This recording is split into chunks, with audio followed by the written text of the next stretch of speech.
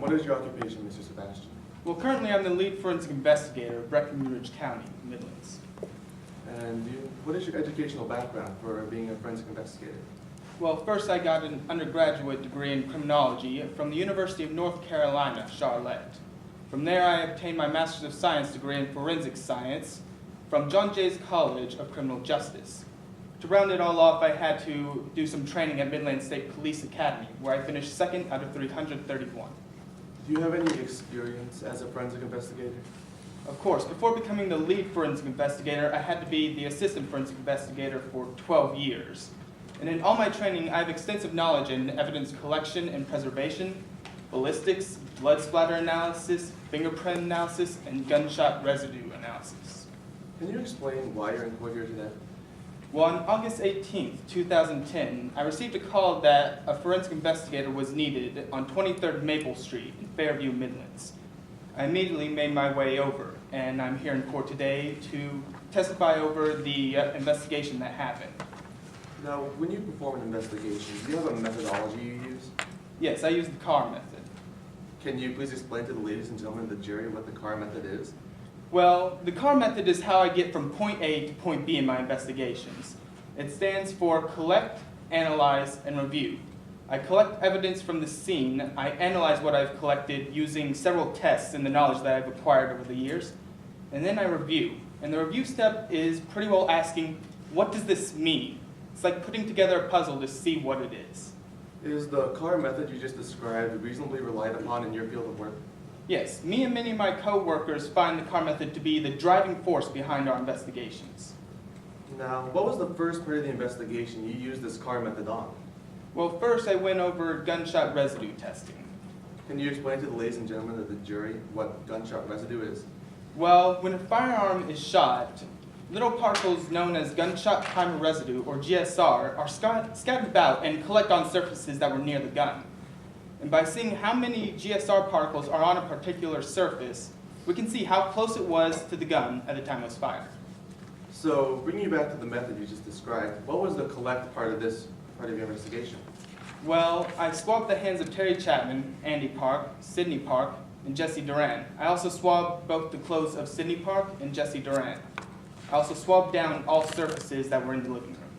So, what did you analyze in regard to gunshot residue? Well, I found that there were significant amounts of GSR on Jesse's dominant hand, over 200 particles.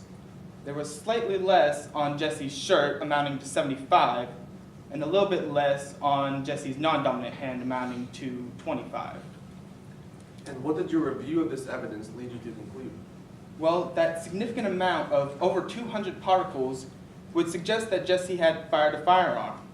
And since there was less on her shirt and even less on her non-dominant hand, that would suggest that when the gun was fired, Jessie had to fully extend her arm when the gun was discharged. Was there any other parts of your investigation? Yes, the next part I went over was the fingerprint analysis.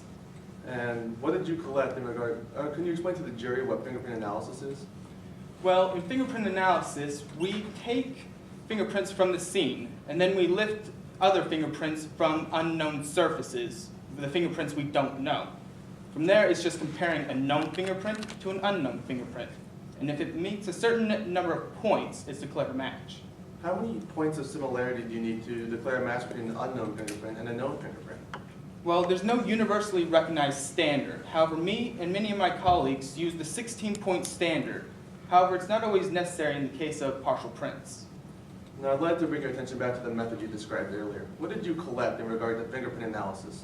Well, I received fingerprints from Sidney Park, Andy Park, Terry Chapman, and Jesse Duran. I also swabbed for fingerprints off of the gun, the spent shell casing, the box of bullets, and the safe. If I were to show you a copy of a picture of the gun that you analyzed, would you recognize it? Yes. Your Honor, at this time, let the record reflect that I am approaching the opposing counsel with plaintiff's state. There are no objections, Your Honor. Let the record reflect that handing the witness the same document.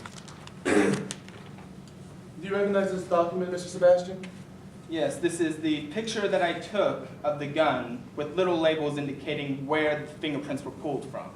And is this a fair and accurate representation of both the gun and where you pulled the fingerprints from? Yes. Your Honor, at this time, I move plaintiff 2 into evidence. Any objections from defense? None, Your Honor. Center. Now, using this picture, can you explain what fingerprints you pulled off this gun? Well, where the label indicates number 1, that was a print for Sydney Park. And where it labels number 2, that was a print for Andy Park. Both 3 and 4 both matched up for Jesse Duran. The grip itself was too tacky to pull off any real discernible prints. And were all these prints, did all these prints meet your 16-point standard? Of course. Your Honor, permission to tender to the jury? Permission granted. Did you pull any other prints while you were investigating the crime scene? Yes, I was able to pull 2 partial prints off the spent shell casing, a right index finger and a right thumb. And did these partial prints meet your 16-point standard? Well, as partial prints, they precluded the 16-point standard, since they were a 10 and a 12 for Jesse Duran, and wildly inconsistent with any of the other prints that I had gotten. I was able to declare it a match for Jesse Duran. Now, what was the next part of your investigation? Well, the last part that I went over was the wound orientation and blood splatter analysis. What did you collect in regard to wound orientation? Well, I attended Dr. Harvliak's autopsy of Sydney Park, and from there I was able to collect a good amount of information about Sydney's wound and her blood splatter.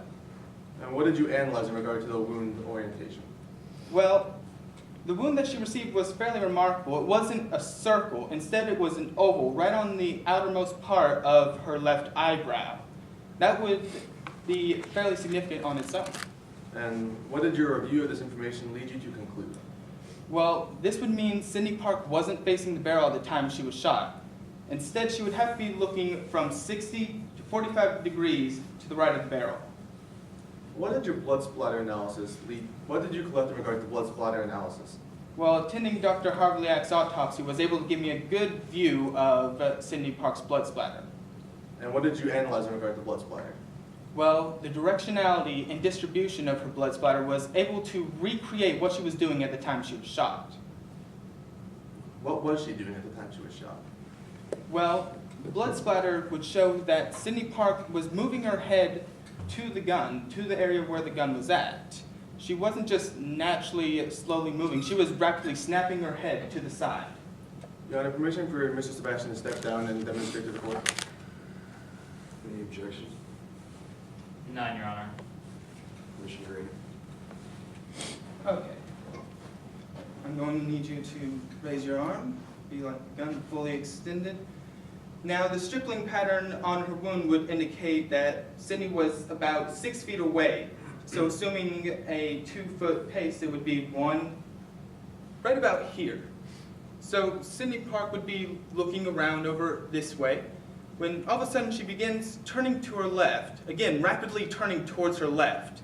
And as soon as she reaches 60 to 45 degrees, she's shot in the head, and the force of the bullet knocks her off the couch onto her right side, and that's where her body was found. Thank you. At this point, no further questions. Thank you, counsel. Defense?